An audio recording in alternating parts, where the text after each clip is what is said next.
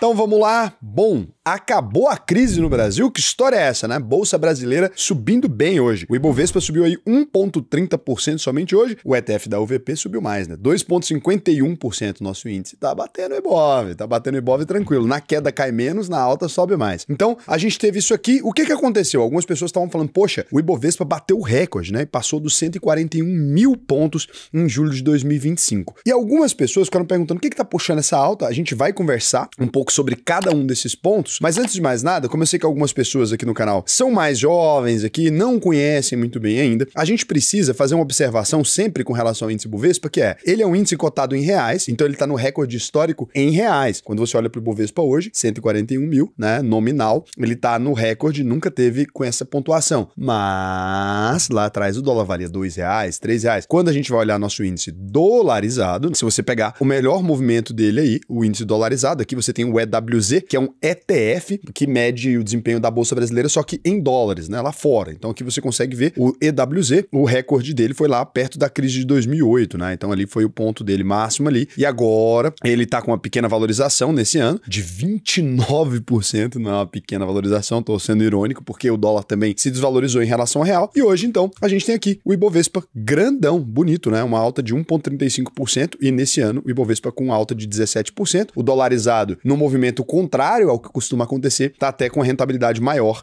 do que o índice nacional. Dito isso, podemos dizer que ainda falta muito ainda para o índice brasileiro superar, né, a própria marca dele em dólar. Isso depende tanto do dólar quanto aqui da nossa economia. E o que tem acontecido aqui? Por que isso aqui rolou? Então, os juros podem acabar caindo, tanto aqui quanto lá nos Estados Unidos. O Banco Central do Brasil e o Fed, né, o Federal Reserve dos Estados Unidos, já deixaram claro que o pior do aperto monetário ficou para trás. Então, os dois já disseram, né? A Selic ainda está em 15%, mas já tem previsões que mostram que o corte deve acontecer no fim desse ano aqui no Brasil ainda, com alguns bancos apostando em 14,5% já em dezembro. Isso é ótimo, porque significa assim, ó, pico da crise já passou, agora vai melhorar. Raul, mas ainda tá a taxa de juros nessa altura, a gente ainda tem muitos investidores, todo mundo vai preferir investir em renda fixa nesse momento do que em renda variável. Verdade, tudo bem. Só que a Bolsa Brasileira, ela sobe no boato e cai no fato. Ela reage às notícias, às possibilidades e não à realidade. Então é muito importante isso aqui. Nos Estados Unidos, o Fed já cortou antes e está esperando a hora de continuar baixando os juros aí. O Jeremy Powell disse que isso pode rolar ainda esse ano. Juro caindo significa menos atratividade para renda fixa e mais apetite por bolsa. E ninguém quer entrar no final da valorização da bolsa. Todo mundo quer entrar no começo, correto? Se a bolsa vai subir lá na frente, eu já vou me antecipar agora, comprar a bolsa agora para me antecipar a esse movimento de corte de juros. A inflação já está mais controlada e a economia está mais estável. A inflação começou a dar uma trégua, o IPCA está rodando abaixo do 5,5, ainda é muito alto, mas ele começou a cair e a prévia de junho veio baixa. Isso ajuda a sustentar a ideia de corte nos juros, porque o Banco Central vê espaço para afrouxar um pouquinho essa política monetária que ele pegou pesado, né? A economia também está andando. O PIB cresce devagar, mas cresce. Desemprego segue baixo. O dólar está se desvalorizando bastante frente ao real. Você viu a comparação aqui do EWZ com o Ibovespa, o que ajuda muito mais a conter os preços e dar aquele suporte para os gringos, porque os países emergentes têm muito dinheiro de especulação de gringo aqui. Os países emergentes aqui, eles estão com uma saída muito legal nesse movimento turbulento da nossa economia, né? Irã, bomba, sabe o que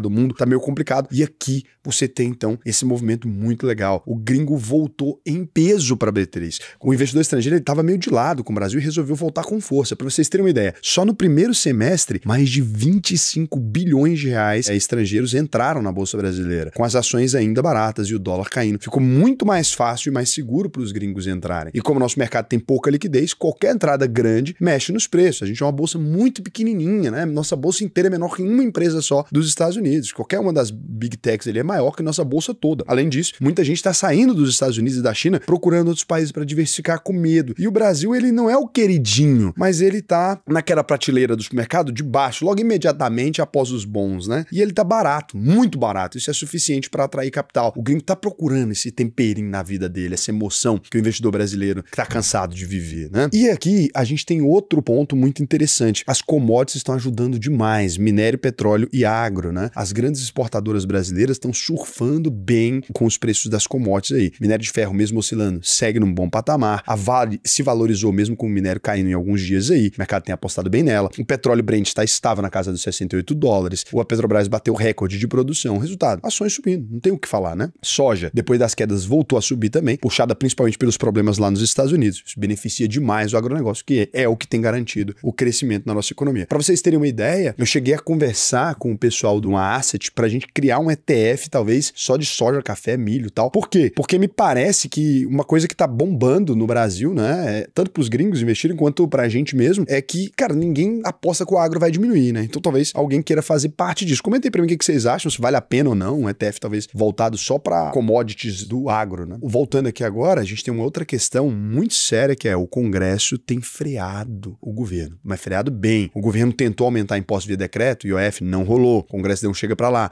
O recado foi claro, né? Sem aumento de impostos. Além disso, tem uma articulação rolando aí pra votar a reforma administrativa e manter o controle dos gastos. Isso agrada demais o mercado, que tá com muito medo do descontrole fiscal. Então, apesar de brigas pontuais aí, o clima institucional aqui melhorou e nos Estados Unidos piorou bastante. Então, esses dois cenários nos ajudam. E aqui outro ponto muito bom e que muita gente vai ter que te pedir desculpa porque ficou falando pra você que o Brasil ia acabar, o Brasil tá melhor que muita gente lá fora. Quando a gente compara o Ibovespa com outras bolsas do mundo, o desempenho tá impressionante. No primeiro semestre aqui de 2025, o índice subiu mais de 28% em dólar, superou a maior parte dos mercados desenvolvidos, incluindo os Estados Unidos nesse ano. Isso mostra que o Brasil tá aproveitando demais esse influxo global, né? Tá aproveitando muito esse fluxo que tá vindo, e o real forte também ajuda a atrair mais os gringos que costumam ter medo da nossa moeda. Então, teve muita gente que falou, vou sair do Brasil, vou parar de investir no Brasil. E assim, eu era uma voz, cara, quase que uníssona, que ninguém mais falava isso, né? Não compensava fazer vídeo falando para investir na Bolsa Brasileira. Eu cheguei a falar de Bradesco, cheguei a falar de ações brasileiras, trouxe muito isso que a gente acreditava, lá no Loucos Líquidos a gente trouxe também. Quem tava aí pode pegar até pôr os links aí pra gente, eu gosto de vocês, vocês sempre me ajudam com isso. A gente conseguiu mostrar que sim, o mercado vale a pena exatamente no momento que ninguém quer. E tem uma janela agora que quem souber aproveitar, nesse momento agora, vai conseguir aprender, vai conseguir pegar um movimento muito bom. Então, se você conseguir investir nesse momento agora, se você tá com dinheiro, vai fazer muito sentido. Por exemplo, olha aqui o que o Weber tá falando aqui, né? Esse aqui deve ser um dos que se deu bem aí com esse movimento, olha só. O que mais me dá raiva é que eu demorei pra conhecer você, Raul, e o seu canal. Perdi muito dinheiro acreditando em gerente da Caixa Econômica. Foda. Perdi dinheiro investindo em coisas sem sentido, empresas falidas, ações ruins. Né? Um dia conheci seu canal e em menos de um mês aprendi muito. Em 3 meses comecei a praticar muita coisa que você falou e aportar com algumas ferramentas da UVP e os seus conselhos. Hoje, 6 meses depois, minha carteira tá voando. 7K positiva balanceada. Esse é apenas o lucro de 3 meses. Se eu tivesse te conhecido antes, hoje eu seria um cara com 1 milhão na conta. Então, esse é o movimento, esse é o momento. Se você quiser entrar na UVP, fazer como ele, aprender a investir com base nas ferramentas corretas, o que eu vou te recomendar? Entra aí, ó, clica no botão Faça sua análise de perfil, preencha o questionário, que vai ser um prazer pra mim te ensinar a investir. Mas vai lá agora, cara. Depois quando a bolsa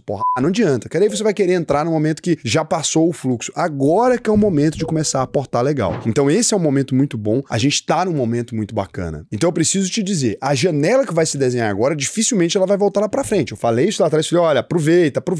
Agora você tá vendo como é que tá a curva. Isso aqui vai fazer sentido. Vou dar uma olhada agora se vocês deixaram alguma pergunta legal aqui. Então, Fábio Falavena. Olá, Raul, gosto muito do seu canal. Eles fazem desenvolver uma visão mais macro do mercado financeiro que ajuda na tomada de decisão. Mas ajuda em uma dúvida. Na corretora aparece uma letra após os tickers. Por exemplo, BBSE3 ou BBSM... Não, essa letra aí não era pra ter, não. O F é pra ter. Agora, o MQR, não. O BBSE3F é o mercado fracionário, quando você vai comprar menos de 100 ações. Então, quando você vai comprar menos de 100 ações, você usa o mercado fracionário, tá bom? É igual a mesma ação, não tem diferença, é só como fosse quando você vai comprar um sabonete que vem 4 sabonetes junto, um só. A única reclamação que tem nesse vídeo é o bigode do Raul. Ficou ruim mesmo, meu bigode. Porque o nome do canal é Investidor Sardinha. É como se fosse um time que chama pernas de pau. É só uma piada. Olá, pra entrar na UVP, alguém que já investe, seria obrigatório transferir a custódia pra UVP? Não, né? Pode entrar na UVP sem fazer a portabilidade. O que acontece é que a maioria das pessoas querem os benefícios e aí fazem. Priscila, já se perguntou se os criadores do Google ChatGPT querem dar os segredos da riqueza? Talvez se influencie nas respostas. Cara, não influencia em nada, é só porque o sistema é ruim mesmo. Acho que é muito difícil, não tem como ensinar a ficar rico com uma ferramenta de texto, né? É difícil. Beijo pra vocês,